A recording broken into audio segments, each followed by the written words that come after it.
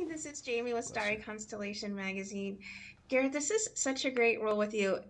I'm curious about Mitch's relationship with his father. He mentions they didn't have such a great relationship when he was growing up, but yet he still feels obligated to take care of him. Is that a Tulsa or a Southern relationship you have with a parent, or was that something that Taylor really talked to you about?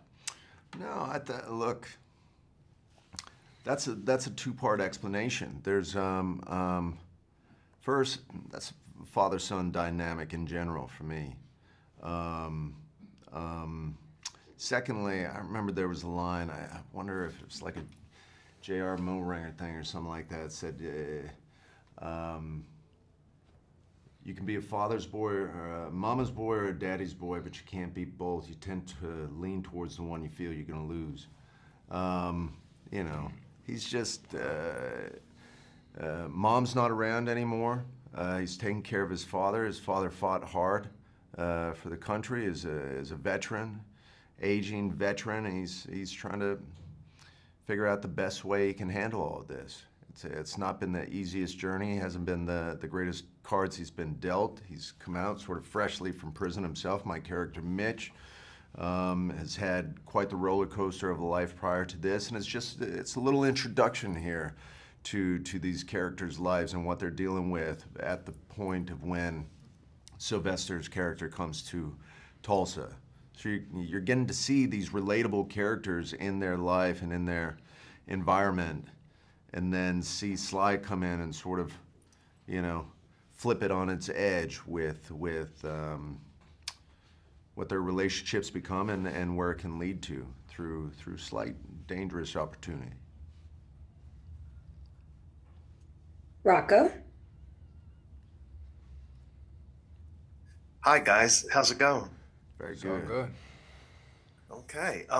Well, what I wanted to ask you is, being on a mob show, is there any mob shows or films that you both love watching? I mean, I don't know if this is a mob show. I mean, it sure is. I'll qualify it as, but American Gangster with Denzel for me is like, that was like, okay, I want to be like that. I want to, you know, for me, it's like seeing a black man doing all that. It's like, you know, it's like, what? This is as good as Django, you know, but I don't know. I mean, that might be a mob show too, shit. But, and yeah, it's Sopranos. That's like, come on now, you can't. But again, it's like, this is unique in itself because you haven't seen a mob show in the Midwest. I mean, maybe, I don't want to speak about your experience, but I haven't. You know, I ain't never seen that before. And I think that's like, it's like, wow, it's like unicorns might be real, you know, so it's a unique thing. I'm gonna go Coppola, Can't Touch the Old Godfather. You know, all the hero you package in all the heroes of heroes cinematically into one. I mean, it's undeniable. You know, be around forever. Be the Definitely. be the crux forever. For sure. Well, thanks, guys. Thank you. Michael? Mike Johnson, Den of Geek. Hi, gentlemen. What's going Howdy, on? howdy. Hey, I wanted to continue on that great question from Jamie about you know, the father-child relationship, because we see that quite a bit in the first two. So Garrett, I'll ask you, what do you think that Mitch gets from Dwight in terms of their surrogate father-son relationship, and what did you get out of your off-screen relationship with Sly? Man, you're gonna get me all sappy on this one. Heartstrings. Made me. Look, first off, when Sylvester's character Dwight and my character Mitch get real about their father-son dynamics, I think Dwight opens them up to a little enlightenment of Dwight reveals how he made a mistake with his father, and while my father is presently there and I'm dealing with this sort of conflict or struggle with the decisions I'm forced to make, or should I or shouldn't I, to make things easier on myself, I get to take a look at it from the bleachers. You know, I get to pan back and sort of see that time is precious, and to maybe I can endure what seems like a struggle in order to do the best thing for not only my father, but for myself down the line. If something were to happen to him, I don't have regrets. Sly, I've known Sly since I was 18. I walked into Gunnar Peterson's gym. He was my trainer when I was just about to start Troy. And Sly was on the ceiling rope, climbing up it with his legs jacked out, you know, going up and down. And he'd always been supportive, and like he'd taken me under his wing on that one. He always asked what I was up to, what I was shooting now, how this shoot went, how that shoot went. It's kind of unreal, because you got the world's hero in there being, you know, a sense of support. And to come on to this one and collaborate with him, you know, make light of the light stuff, but to bring a little heart to those scenes that reveal a little relatability, can tug at your heartstrings, to play with that was a dream. But he's always a motivator. He's got a lot of years behind him. He's had a lot of successes. He rightfully admits his mistakes. He's open at telling me how to go with the flow and try and avoid the rocks. That's what Sly's always done for me, and I cherish him for that. That's great. Thank you. Monica? Hi guys. I wanted to ask both of you. So Mitch and obviously Tyson are in very different positions when the show first starts. For sure. So I wanted to ask each of you, in terms of preparation, when you got the script, did you create a backstory for each of your characters? And then did that end up kind of translating on screen, or did you guys make adjustments? That's a unique one right there. I think for the way I stepped into Tyson's character, I just kept it simple, because I knew that it would reveal itself. It's not much you got to do with these lines. All you got to do really is I don't like to focus too much on the backstory, because I start to lose sight of what's in front of me. You know, you got, you know, the lines are being sent to you, and you just react to it, you know, and most of the time the writing lends itself. You know, you create your own backstory in the first episode, maybe a little bit, but for me it was like, you know, I think it revealed itself. By episode 2, I knew how I could expect, and I think also it was unique because, you know, I don't think I was cast this role for any, you know, for no reason. Like, this was a specific reason. They saw Tyson in me before, and it was like, oh, he already is the backstory. Like, he already, you know, so I possibly, that might be the case, but I didn't focus too much on that, but it's a, you know, some actors may. For me, the backstory and the writing was there. That's right. You know, I got on with David Glasser and Terrence Winter, and they were telling me about the project. They sent over the first 4 scripts. The backstory was there. The rest of the episodes were yet to come, but it was a great platform to take off from and see where it could go from there. And that was really enough for me. I was shooting something at the beginning that I was committed to. So, you know, yeah, I didn't have to come in and do anything funky like, you know, my character only wears 2 left-footed boots, or, you know, female underwear because he feels uncomfortable. It was all there for me. Sorry, you can scratch that last line out of everything. That'll be our headline. Thank you guys so much. Thank you. Carissa? Hi guys, this question is for you, Jay. Tyson seems like the perfect sidekick for Dwight. Right. Why do you think that their arrangement works so well? I think it's just similar boundaries. I think similar boundaries. It's like that just kind of drew it together. We both are hungry for. It's actually crazy. The chapter that he's in his life is very similar to the new chapter that I'm in my life. You know, he has a new life. He's stepping into something new territory, a new place, new way of people, new social life, a new love life. And it's like, oh, okay, so how can I adapt here? For me, as Tyson, this is a new possibility, new job, new occupation, new friends, new, and it expands from there. So it's just a land of newness. And we're both green right now in the beginning. It starts off very fresh. We don't know how it's gonna turn out, but I think one thing we both have in common is that we're brave enough to just put our foot down and head first and just step up in it. Man, I just thought of both of you got nothing to your name but everything to gain. That's a bar. I'm gonna steal that. You're stolen. This is a bar. That's a bar right there. Damn.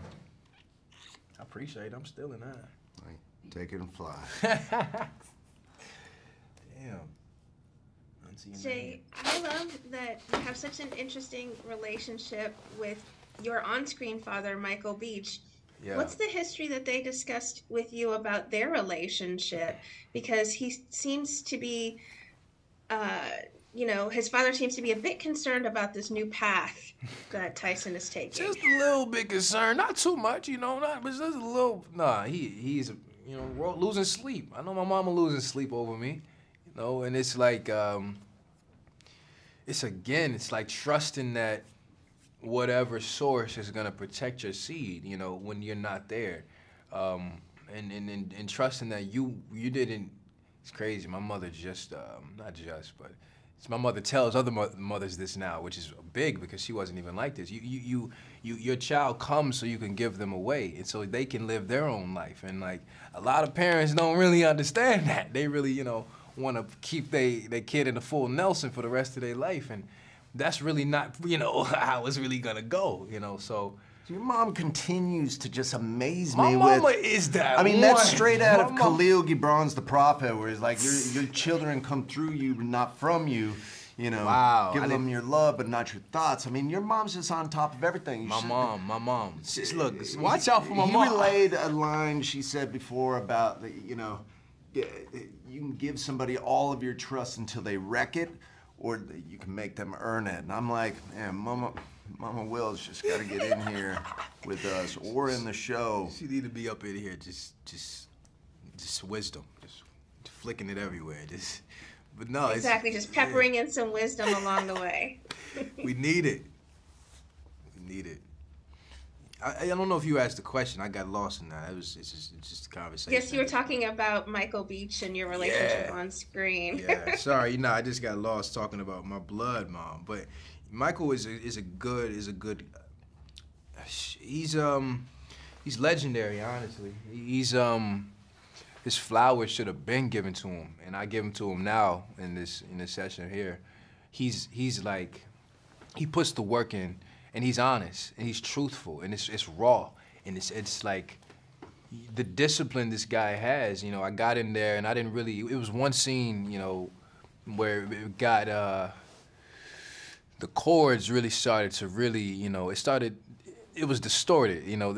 Things got kind of up there, and I didn't have to do much as the actor preparing for this because he gave me what I was looking for. He's the scene partner every actor wants to play with, because it's like you don't gotta do nothing. You don't have to do anything. You just have to just step up in there and just receive it all, because you gonna react to what they gonna give you, and that's just a gold mine for an actor. Bish bash bosh. Paco, you may go ahead. Okay. And what did you both love about being on the show and about playing your roles? And like I said, it was about being, on board the ship that Terrence Winter and Taylor Sheridan are steering. This cast, everybody's at the top of their game. Everybody's so right for all these characters, and I can't wait to explore every facet of it with them. That's it. I just think it's going to be one of the most exciting shows on television. For sure.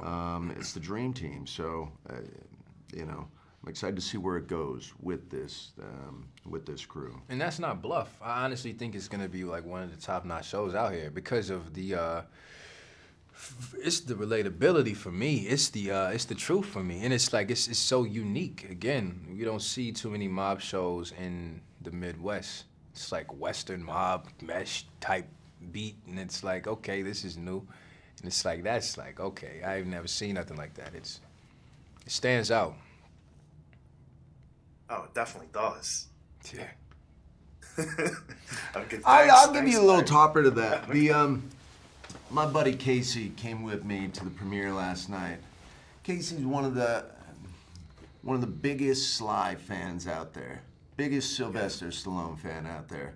He was sitting here next to me in the seat, and he kept looking over. And I was, you know, for when you're in it, you're kind of like, man, how's the audience receiving this, everything? You know, are they laughing at the jokes, blah, blah, blah. You know, a lot of hard work put into this. And Glasser's sitting there, Glasser and Terrence Winters sit behind me, and know they're feeling the same. My pal Casey keeps looking over like, I'm loving every bit of this. He's loving it all. He was geeking out like a little kid. So if you're already a Sylvester Stallone fan, it's guaranteed you're going to absolutely love it. And like, you know, got to say this quietly around here. If you're not a Sly fan, you're gonna absolutely love it. You're gonna love this one. That's facts. That's true. Yeah. Yes. All right, guys. Thank you. Thank you, man. Yeah. So guys, I'm loving seeing this kind of off-screen friendship that you two have. So please tell me that at some point in this surrogate family, that Tyson and Mitch kind of become brothers as well. Hey, we can't speak on that. We can't speak on that. But nah, I don't know. I hope so. I hope they see it outside the camera and be like, oh, there's a little something there. Let me see if we can put a little mission in the script. Y'all go, you know, sell this or go pick that little package up here. You know, who knows? But maybe. Yeah, I don't know if it becomes a situation where we're finishing each other's. Nope, guess they won't.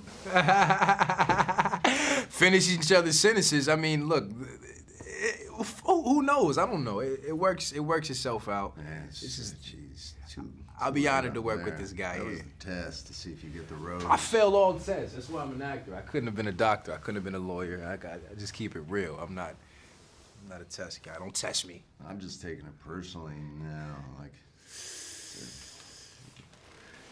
it's a great guy here.